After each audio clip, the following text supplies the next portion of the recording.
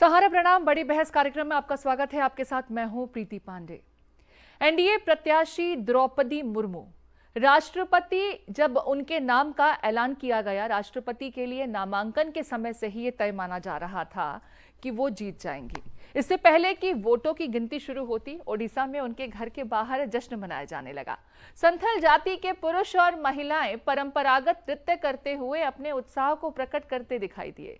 देश का आम नागरिक शायद इस उत्साह को समझ न सके, लेकिन देश के तमाम आदिवासियों के लिए ये उपलब्धि से कम नहीं है। ये समाज के उस वर्ग को मान्यता है जिसे दशकों तक सत्ता की मूलधारा से दूर रखा गया।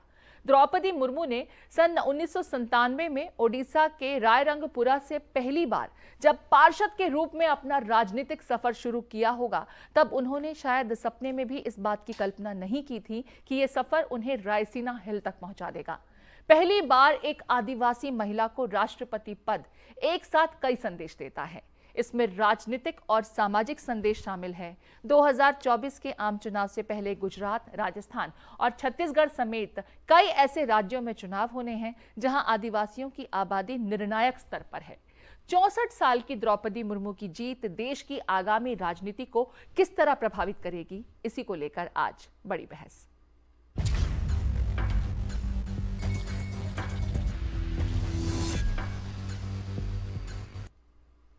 तो इस विषय को लेकर के हम अपनी चर्चा शुरू करें, इससे पहले तारुफ करा देती हूं तमाम मेहमानों का। कैप्टन आई सिंह साहब हैं, बीजेपी से प्रवक्ता हैं, वो हमारे साथ जुड़ गए हैं। स्वागत है सर आपका।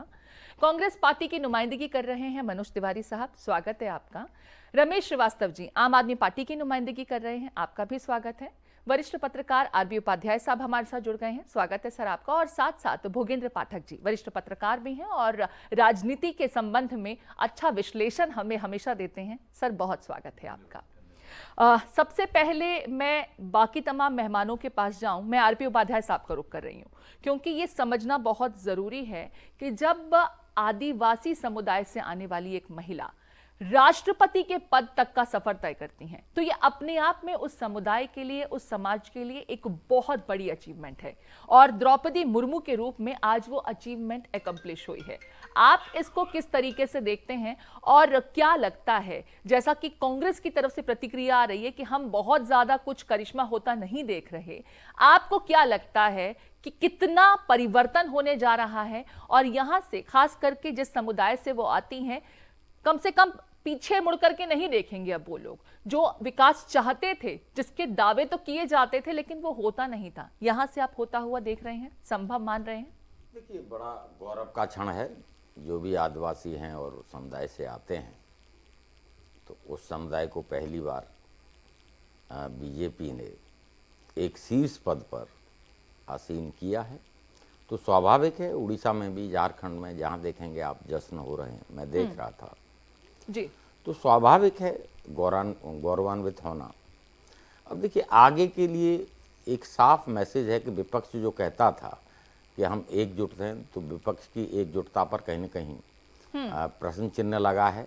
और मैं समझता हूँ इसके बाद बहुत सारे नए समीकरण बनेंगे और नए कुछ समीकरण जो बने हुए हैं वो बिगड़ेंगे जी। तो राजनीति का जो स्वरूप है वो भी बदलेगा। उधर बीजेपी पूरी कोशिश में है कि जहाँ लगभग 95-96 सीट ऐसी हैं प्रीति, जहाँ पर डिसाइड फैक्टर हैं। तो द्रौपदी मुर्मू जिस समुदाय से आती हैं, जिस पिछड़े वर्ग से और वनवासी समाज से आती हैं, वहाँ जब समारोह करेगी तो वहाँ भी एक उत्साह उन लोगों में जगेगा और बीजेपी के प्रति अगाध प्रेम और समर्पण।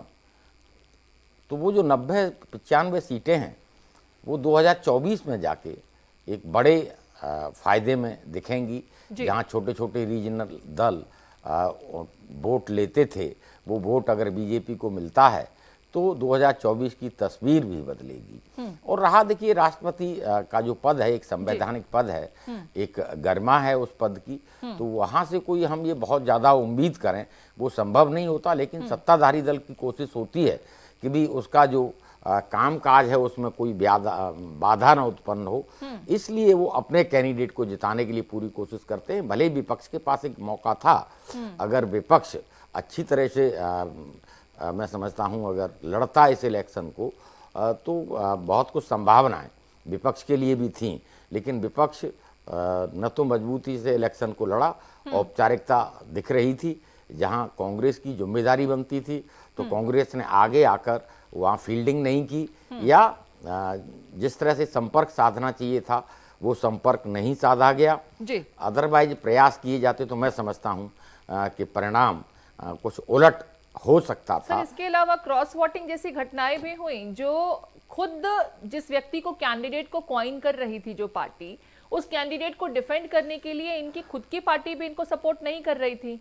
कई राज्यों में क्रॉस वोटिंग जैसी घटनाएं भी सामने आई। इससे भी आप एक बहुत बड़ा फैक्टर मानते हैं? देखिए, ये भी एक बहुत बड़ा फैक्टर है और स्वाभाविक है, होता है राष्ट्रपति के चुनाव में क्रॉस वोटिंग या उपराष्ट्रपति के चुनाव में क्रॉस वोटिंग, कोई नई बात नहीं है। लेकिन नया तो ये है कि पॉलिटिकल पार्टियों ने अपने आप को बदला। शिवसेना जहां भी कांग्रेस के साथ गठबंधन में थी, वहां भी द्रौपदी मुर्मू जी को समर्थन देना, और बहुत सारी पॉलिटिकल पार्टियों ने इसलिए समर्थन दिया प्रीति कि जो वोट बैंक है उस पर कहीं बीजेपी काबिज न हो जाए, हम कहीं पीछे न रह जाएं। तो उन्होंने आगे बढ़कर, आगे आकर, जबकि वो विपक्ष का या जो यूपीए है उसका पार्ट थे, लेकिन अपने वोट बैंक की चिंता के लिए आगे आकर उन्होंने द्रौपदी मुर्मू को समर्थन दिया है। योगेंद्र जी, इसे मास्टर स्ट्रोक मानते हैं आप बीजेपी का? क्योंकि जिस तरीके से आदिवासी समुदाय से एक ऐसे चेहरे को चयनित करना जिसके नाम की शायद खुद उन्होंने भी कल्पना नहीं की थी, जब उनके नाम को प्रोजेक्ट किया गया तभी से यह माना जाने लगा था कि द्रौपदी मुर्मू का जीतना तय है।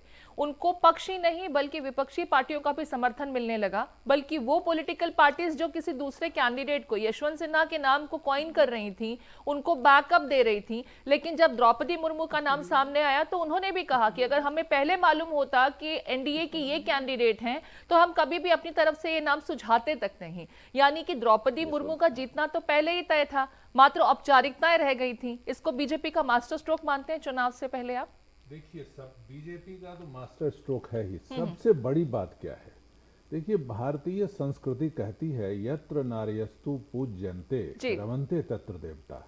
हम तो देवता से ज्यादा देवियों की पूजा करते हैं, लेकिन उस नारी की जो समाज में निचले पायदान पे हैं, जिनका वर्चस्व नहीं है आर्थिक रूप से, सामाजिक रूप से या सत्ता में हैसियत के रूप से, उस नारी को अगर आप ऐसी जगह बिठाते हैं जो सत्ता का शीर्ष है, उसी को कहते हैं जहां नारियों की, उस नारी की जब पूजा होगी तो वहां देवता भी विराजमान होंगे। यानी अच्छा सद्भाव आएगा, अच्छा विकास होगा, अच्छी संस्कृति आएगी और मिलजुल कर सद्भाव के साथ रहने की जो भारतीय परंपरा है उसको बल मिलेगा। और ये हुआ है। सबसे बड़ी जीत तो भारतीय संस्कृति है, संस्कृति के है, जहां पर एक ऐसी महिला को हमने बनाया है जो ऐसे समाज से आती हैं जो सत्ता में सदियों से छुपी हुई रही हैं, जो जनजाति।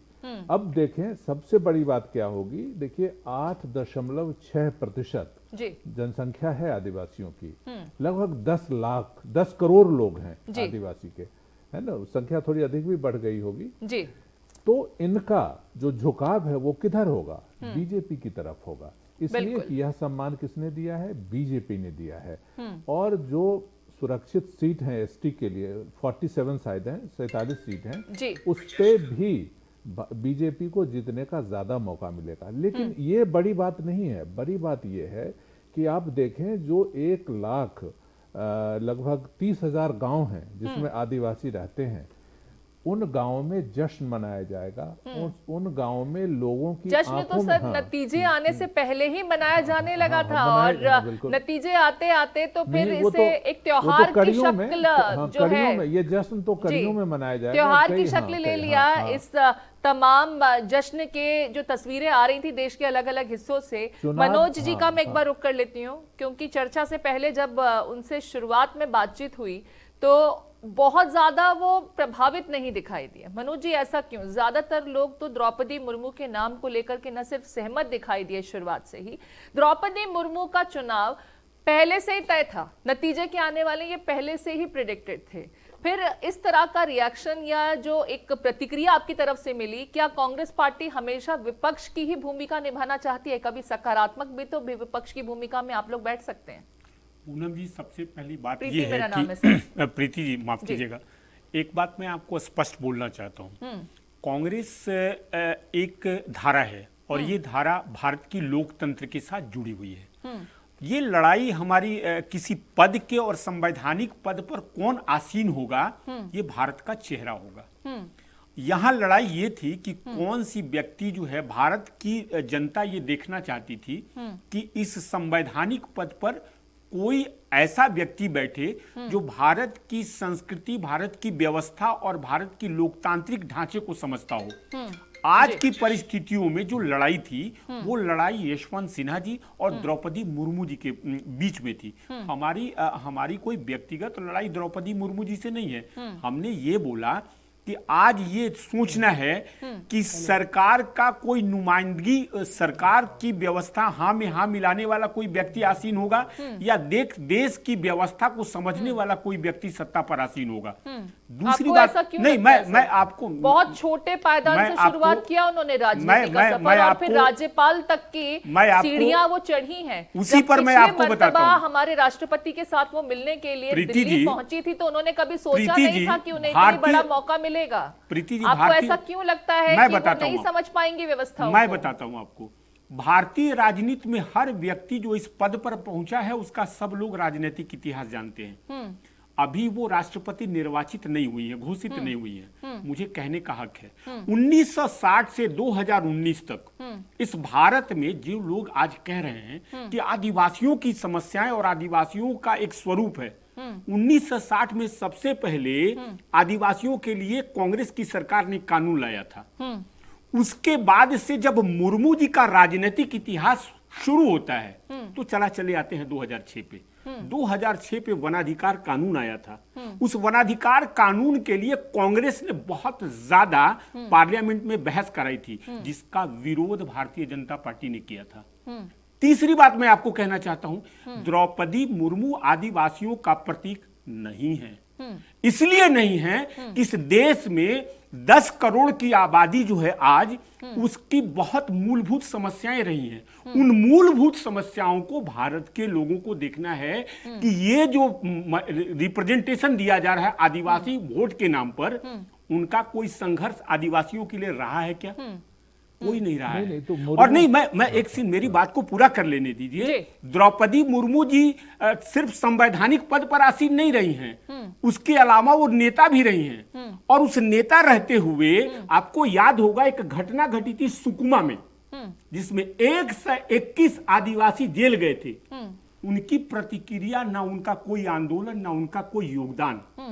ये तो वोट की राजनीति है। हर व्यक्ति आज की तारीख में जानता है, विगत 8 वर्षों में भारतीय जनता पार्टी ने इस भारत की राजनीति का, सत्ता का स्वरूप और चेहरा बदल दिया। अच्छा चलिए, हर चीजें द्रौपदी मुर्मू, हालांकि इस डिबेट में मैं है। जाना नहीं चाहती थी, इस डिबेट में मैं जाना नहीं चाहती थी, क्योंकि आज मुझे लगता है कि पूरा देश खुद को गौरवान्वित महसूस कर रहा है। नहीं, देश के लिए गौरवान्वित होने का विषय है कि हमें नया राष्ट्रपति मिलेगा, जो शायद लेकिन इस देश के लिए बहस का भी विषय होना चाहिए कि हमारा राष्ट्रपति कौन है। भी देश के लिए एक अचीवमेंट है। लेकिन सर मुझे ये बताइए, नहीं, ये देश के लिए कांग्रेस पार्टी जिस नेता को प्रोजेक्ट कर रही थी जी, पिछले काफी समय से, वो तो खुद हाशिए पर पहुंच चुके थे। अगर वो इतना ही सकारात्मक कंट्रीब्यूशन देश के विकास के लिए देते होते तो उस पॉलिटिकल पार्टी से जिसका वो ताल्लुक रखते थे, जिससे ताल्लुक रखते थे, आज उनका ये हश्र तो ना होता। मैं आपको बताता हूं। नहीं, आप प्रीति जी, सुन लीजिए, ये इनका सवाल मेरे से था, मैं उसका जवाब दे देता हूं।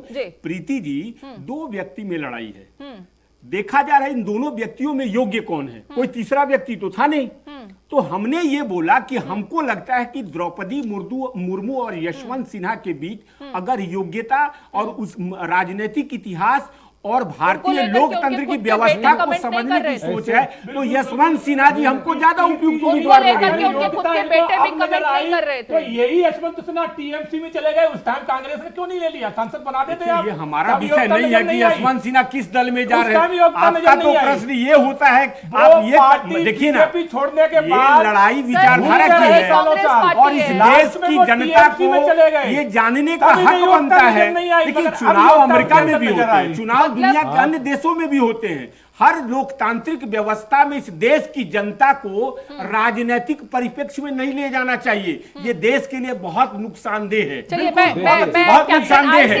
और मैं आपको बताता हूँ कि बहस होना चाहिए, मुझे लगता है सकारात्मक बहस हो तो ज्यादा अच्छा हर रहेगा। चीज को राजनीतिक मुझे दृष्टिकोण लगता है से सकारात्मक तरीके से 15 ये वर्ष चीजें आपने जो मैं अपने मेहमानों से रिक्वेस्ट करूंगी कि सकारात्मक तरीके से चर्चा करें। मैं अपने दोनों मेहमानों से रिक्वेस्ट कर रही हूँ सकारात्मक तरीके से चर्चा करें तो बेहतर होगा। मनोज जी, ऐसे डिबेट नहीं होती है। मनोज जी, सबको बोलने का मौका दीजिए।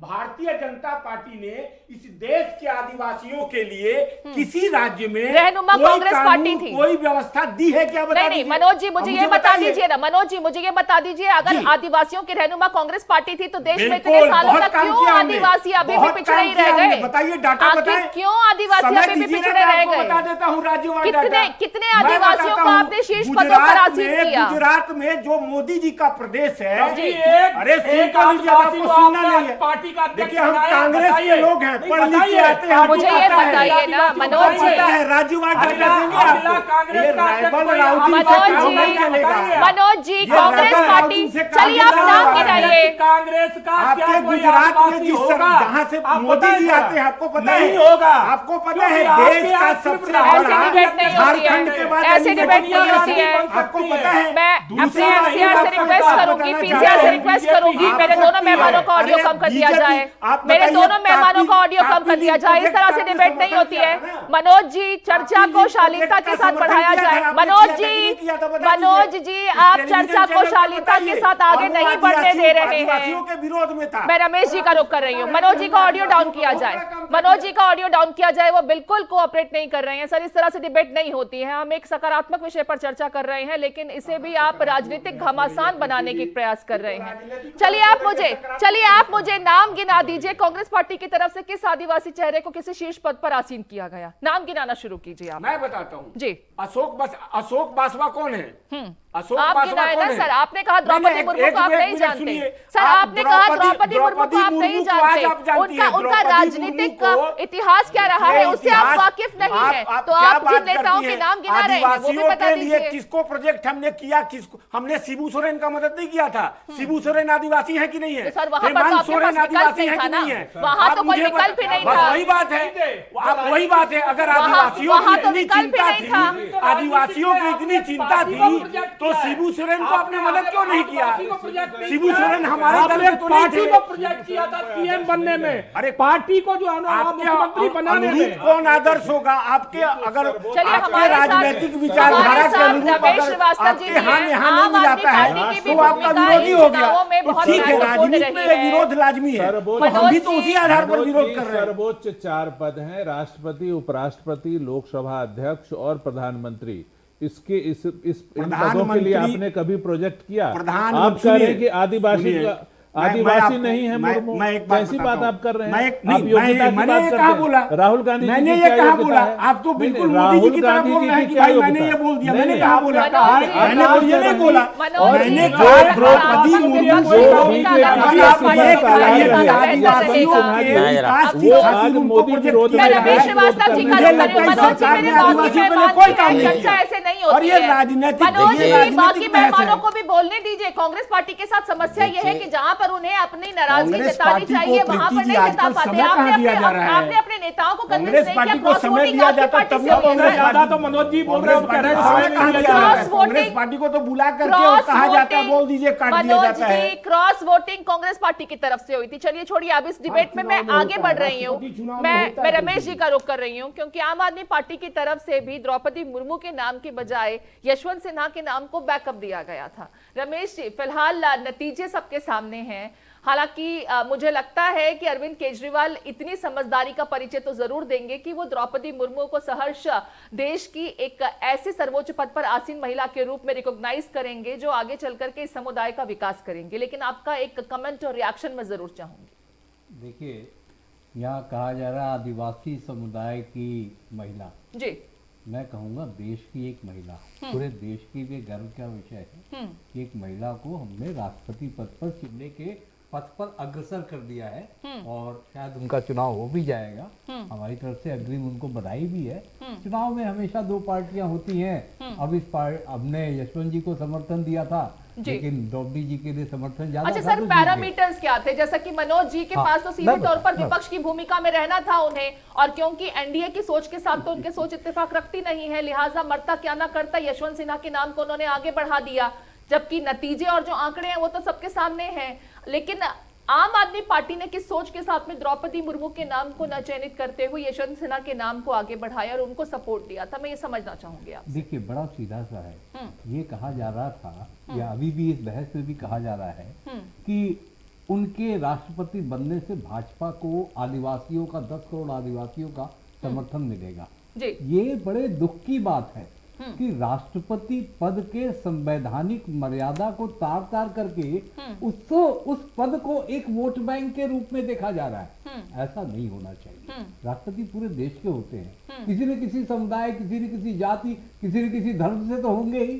तो ये कह देना कि राष्ट्रपति इस वर्ग से हैं तो भाजपा को बड़ा। कांग्रेस पार्टी और खास करके मैं पंजाब चुनाव पे अभी आपको वापस लेकर के जा रही हूं, क्योंकि वहां पर भी हालांकि मुख्यमंत्री का चुनाव था, लेकिन दलित नाम को लेकर के उस वक्त तो आप लोग लगातार कमेंट्स दे रहे थे, उस वक्त ये आपत्तियां कभी नहीं जताई गई। हालांकि कांग्रेस पार्टी की तरफ से जिस चेहरे को, चन्नी साहब को प्रोजेक्ट किया गया था, तब आपकी तरफ से ये सोच कभी देखने सुनने को नहीं मिली, बल्कि दावेदारी सबकी अपनी अपनी तरफ से होने लगी कि हम ज्यादा बेहतर तरीके से उस समुदाय को रिप्रेजेंट कर रहे हैं। आज इस पर आपत्ति क्यों? मैं बता रहा हूँ, जब जनता द्वारा प्रत्यक्ष चुनाव होता है, मुख्यमंत्री का जनता के द्वारा प्रत्यक्ष चुनाव होता है और राष्ट्रपति जी का चुने हुए सांसदों और विधायकों के द्वारा अप्रत्यक्ष रूप से चुनाव होता है। जब जनता द्वारा प्रत्यक्ष रूप से चुनाव होता है तो आप ये देखते हैं सर्वाधिक लोकप्रिय चेहरा कौन है, किसके नाम पर जनता झुक करके वोट दे सकती है। तो वहां पर सर्वाधिक, मतलब वहां अगर जाति और समुदाय के बारे में नहीं, वहां चर्चा जाति की और जाए तो समुदाय वो की बात मान्य नहीं है। की। वहां पर सर्वाधिक लोकप्रिय चेहरे की बात थी। विवाद आए विवादम न करो। सच क्या जाति के आधार पर चयनित नहीं किया था चेहरों को? दूसरी बात ये कही जा रही है कि आदिवासियों का विकास हो जाएगा।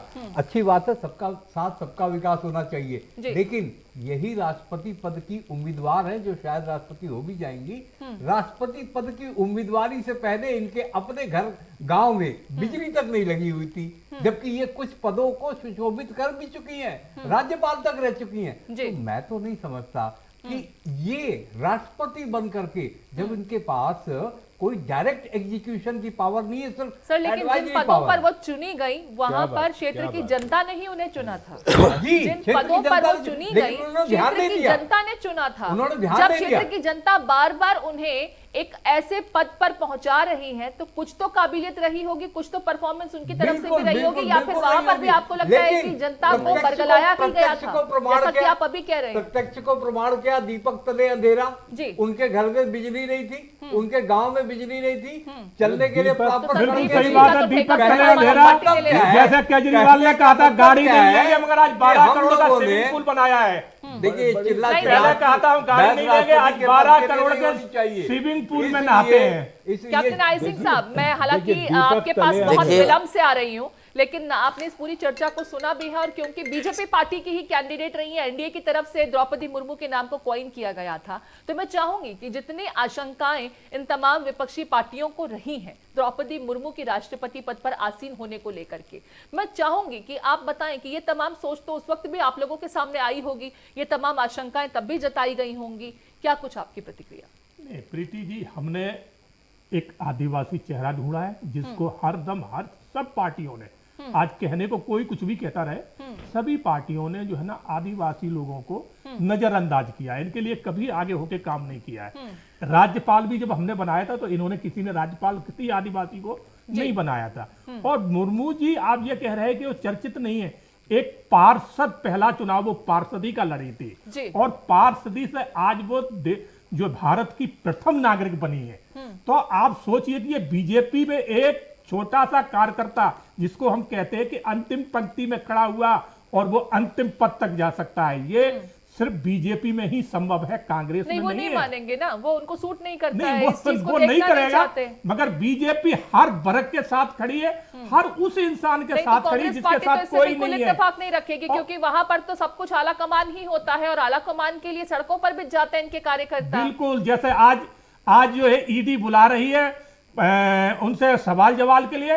पूरी कांग्रेस पिछ गई आके। वहाँ एक शीर्ष क्या आपको पार्टी डर की लग महिला रहा है? नेता आपको को दिल्ली में पूछताछ डर के लिए किसका बुला लग रहा लिया है? जाता है, जो आप जो है ना पूरी आज दिल्ली को घेर कानूनी के पहलू के हिसाब से तर्क संगत भी है, न्याय संगत भी है, उससे लेकर के कांग्रेस पार्टी को इत्तेफाक नहीं होता और विरोध प्रदर्शन के लिए सड़कों पर उतर आते हैं। लेकिन अगर देश के सर्वोच्च पद पर एक आदिवासी समुदाय से आने वाली महिला को आसीन किया जाता है, उन्हें चयनित किया जाता है, तो उसमें इन्हें दाल में काला दिखाई देने लगता है, कोई उम्मीद नहीं दिखाई देती, होपलेस हो जाते हैं। ये क्यों, मुझे मालूम नहीं। मनोज जी, सबसे पहले बात ये कि हमारा, मैंने पहले भी बोला कि द्रौपदी मुर्मू के निर्वाचन से और उनके निर्वाचित हो जाने पे हमारी कोई आपत्ति नहीं है। हमने क्या बोला कि ये इस देश की मजबूत लोकतांत्रिक व्यवस्था की खातिर इस संवैधानिक पद पर एक वैसे व्यक्ति को बैठना चाहिए जो सारी व्यवस्था के लिए संघर्षशील रहा हो। मुर्मू जी में सुन क्या तो कमी? लीजिए, नहीं, आपने सुन तो हम बोला, समझे ना। मैंने सुना, यही तो प्रॉब्लम है आप लोगों को। देखिए सुनेंगे कैप्टन साहब, मैं बारंबार आपके साथ डिबेट में रहा हूं। एक बात मैं आपको कहना चाहता हूं, हम 52 वर्ष सत्ता में रहे हैं, सत्ता को सुनने की आदत होनी चाहिए। तक वो पहुंची है की आदत ही नहीं है, ये आपकी बीमारी है। और आप वाइंड वाइज बोलिए ना, मैंने बोला तो जो पार्टी अब आप अपने दल आप उसको योग्य बता रहे हैं। जिसने जहां राजनीति शुरू की आज दिन तक वही है और वहीं से वो राष्ट्रपति। अरे एक चीज का जवाब दे दीजिए ना, आप कैप्टन साहब तैयारी के साथ बैठे होंगे, मुझे सिर्फ एक बात का जवाब दे दीजिए कि आज आदिवासी, सुनिए, आदिवासी कल्याण बोर्ड का गठन कब और किसने किया था, मुझे इतना बता दीजिए डिबेट में। हमने मान लिया आप आदिवासी किए जा रहे हैं, आपको यही नहीं पता है मुर्मू जी आदिवासी है, वोट लेना है, पूरे देश में चर्चा करवा रहे हैं। अरे आप क्या बात आप लोग करते हैं, आपको पता मैंने ये प्रश्न को पूछा था, मिलेगा जो आपको पता ये प्रश्न मैंने आपसे क्यों किया है? 15 वर्ष से आप सरकार में है, एक आदिवासी कल्याण बोर्ड का तो गठन नहीं कर पाए आप, और आप आदिवासियों की हिमायती बने हुए हैं। अरे देश के आपके चाल और चरित्र को देश की जनता समझ चुकी है, और महज 8 वर्ष से सत्ता में है, इतना उतावले हो चुके हैं। अपनी सहूलियत के हिसाब से स्थितियों को इंटरप्रेट किया जाता है, लिहाजा कांग्रेस पार्टी भी वही कर रही है। उन्हें द्रौपदी मुर्मू में ऐसी कोई काबिलियत नहीं दिखाई देती कि वो देश की सर्वोच्च पद पर आसीन हो। हालांकि डिबेट को मैं सकारात्मक दिशा में ही आगे बढ़ाना चाहती थी, लेकिन एक क्विक रिएक्शन में आरबी उपाध्याय साहब से लेना चाहूंगी। सर, जैसा कि डिबेट में आपने सुना, शुरुआत में भी कमेंट मैंने आपसे ही लिया था, मैं चाहूंगी कि क्लोजिंग कमेंट भी आपसे ही लूं मैं। यहां पर क्या वाकई आपको लगता है कि इतने समय तक जिस महिला नेता ने इतने छोटे स्तर से राजनीति में कदम रखने के बाद सर्वोच्च पद तक का सफर तय किया हो, उसमें कोई काबिलियत नहीं होगी? फिर यह कहना कि वो जिस समुदाय से आती हैं उस समुदाय के विकास के लिए उन्होंने अब तक कुछ नहीं किया, हो सकता है कि जिस पोस्ट पर थी वहां पर उनकी कोशिशें सीमित रह गई होंगी, लेकिन अब तो वाइड स्प्रेड में है ना, और एक बड़े पिक्चर में वो आ चुकी हैं, बड़े फ्रेम में एडजस्ट हो चुकी हैं। आपको क्या लगता है? देखिए, ये क्वेश्चन मार्क लगा देना कि भाई वो सक्षम नहीं है या उनमें उतना ज्ञान नहीं है, तो क्या आदिवासी समुदाय में पैदा होने से या वनवासी समाज में पैदा होने से क्या बुद्धि का विकास नहीं होता है, क्या समझदारी नहीं होती है, क्या पढ़ नहीं सकता है? देखिए, एक पैरामीटर की बात है, मुझे बता दें, उसके आधार पर कभी किसी ने, आप तो गलत दिशा में, गलत दिशा में बहस को ले जा रहे हैं। ये बहस के लिए समय नहीं है प्रीति जी के पास, अन्यथा मैं आपकी बात का जवाब देता। ये बहस नहीं है, अब तो इसको आप पॉलिटिकल कमेंट दे दिए। आपको गले नहीं उतर रही, किसको गले नहीं उतर रहे? हम तो व्यवस्था की खातिर लड़ रहे हैं। हम आप पता नहीं आप किस धारा में हैं, मुझे नहीं पता। आपको दुनिया, देखिए, दुनिया, रेबल राव जी का उपाध्याय जी, गेम आप लोग बंद कर दीजिए, ज्यादा दिन नहीं चलने वाला है। देश की जनता को बेवकूफ, आप परिस्थितियों के हिसाब से अपने आप नहीं कर रहे। और एक चीज और समझ लें, कुल मिलाकर के द्रौपदी मुर्मू तो देश के सर्वोच्च पद तक पहुंच गए। सबसे निचले स्तर की राजनीति से शुरू करने के बाद वो शीर्ष पद तक पहुंच चुकी हैं, और उनके राष्ट्रपति बनने के साथ ही अब उस तमाम समुदाय के लोगों को एक उम्मीद बंधने लगी है कि अब उनका भी विकास मुमकिन हो पाएगा। और साथ ही साथ ये उम्मीद इस तरह की है कि और लोग न सिर्फ सक्रिय राजनीति में आगे आएंगे, बल्कि अपनी बेहतरी के लिए, अपने समुदाय और समाज की बेहतरी के लिए भी आगे और प्रयासरत होंगे। हम इस बड़ी बहस को इसी नोट के साथ छोड़ते हैं और इसी सकारात्मक उम्मीद के साथ छोड़ते हैं कि जिस समुदाय के साथ वो आती हैं, जिस समुदाय से वो रिप्रेजेंटेशन दे रही हैं, उस समुदाय के अलावा भी वो पूरे देश का विकास अभूतपूर्व तरीके से करें, उनका कंट्रीब्यूशन इतना बेहतरीन हो। आप तमाम मेहमान हमारे साथ इस चर्चा में शामिल हुए। आरबी उपाध्याय साहब, कैप्टन आई सिंह साहब, रमेश श्रीवास्तव जी, आम आदमी पार्टी की नुमाइंदगी करने के लिए आपका बहुत बहुत शुक्रिया। भोगेंद्र पाठक जी और मनोज तिवारी जी, चर्चा में शामिल होने के लिए, तमाम एक्सपर्ट कमेंट्स के लिए आपका बहुत बहुत धन्यवाद। बड़ी बहस में आज के लिए इतना ही। देश और दुनिया की तमाम अपडेट्स के लिए चलते रहिए समय के साथ। सहारा प्रणाम।